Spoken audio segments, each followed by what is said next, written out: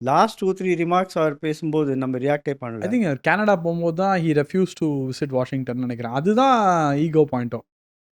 அது அது ஆனா நம்மளுக்கு அதுக்கு ஐ மீன் அது எக்ஸ்பிளைன் பண்ணலாம் ஈஸியா.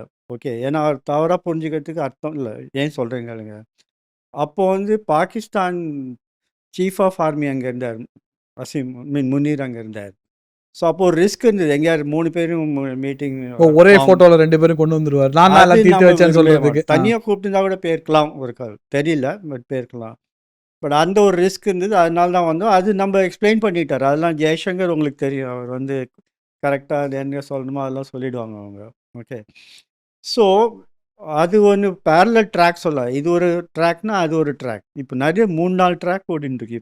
ரஷ்யன் ட்ராக் ஒன்று ஓடின்னு இருக்கு, சைனீஸ் ட்ராக் ஒன்று ஓடின்னு இருக்கு, எல்லாம் பேரலாக ஓடின்னு இருக்கு. எல்லா ட்ராக்கை பற்றி பேசிடுவோம் சார். இது நம்ம இது சொல்லுவோம்ல, planetary positions are not aligned. அது மாதிரி திடீர்னு கோச்சாரம் நினைக்கிறேன். தேசத்துக்கு ஒரு 9 கிரமும் 9 சைடில் இருக்கு. 9 சைடில் இருக்குது. அண்ட் அதாவது 9C9 மேலே ஒவ்வொன்றும் ஒரு இன்ட்ராக்ஷன் இருக்கு. ரஷ்யா சைனீஸ் இன்ட்ராக்ஷன் ஓடின்னு இருக்கு. ஓகே. ஸோ நம்ம ஆல்மோஸ்ட் டீல் ரீச் பண்ணி நான் நிறைய அமெரிக்கன் இன்னும் எக்ஸ்பர்ட்ஸ் எக்கானமிஸ்ட்லாம் கேட்டுட்டு இருப்பேன் அவங்களோட டாக்ஸ்லாம்.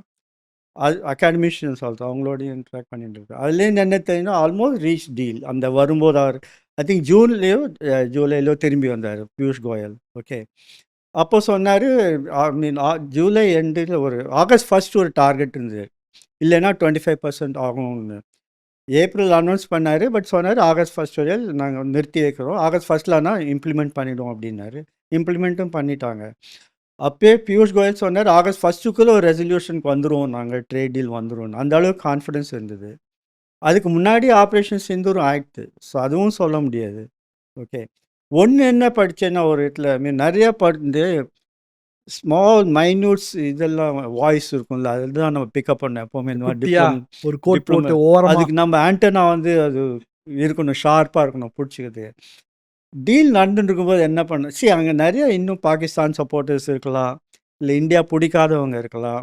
ஓகே. இந்தியன் இன்டெலெக்சுவல்ஸை பிடிக்காமல் இருக்கலாம். ஏன் நம்ம ஊர்லேயே இருக்காங்களே